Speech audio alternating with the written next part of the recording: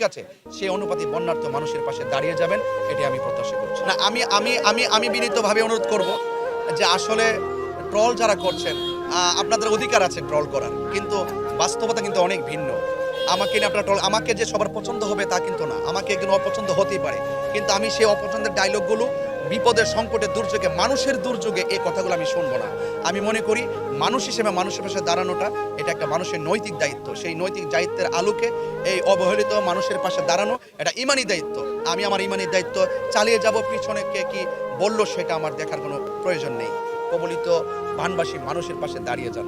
ফেসবুকের পাতায় বন্যার পানির স্রোত দেখা আর বাস্তবে এসে অবলোকন করা, আপনি দেখেছেন তো যে জায়গাতে দাঁড়িয়েছিলাম, এখানে আমার মনে হয় যে কোনো দিনের বাদ দিয়ে কিন্তু রাখার মতো কোনো পরিস্থিতি আমি দেখতেছি না, এমন দ্রুতগতিতে পানিগুলো চলছে।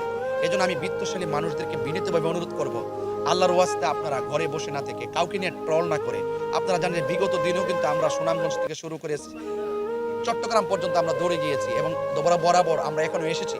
আমি মানুষদেরকে বলবো যে যারা বন্যায় দুর্যোগে সংকটে মানুষের পাশে দাঁড়ায় তাদেরকে নিয়ে ট্রল করবেন না। ট্রল করা সহজ, মানুষের পাশে দাঁড়ানো কঠিন। মানুষকে উৎসাহ দেন এবং সকলে মানুষের বিপদে ঝাঁপিয়ে পড়ুন, এটা দেখবে আপনাদের রিকোয়েস্ট এবং আপনার যার যে তৌফিক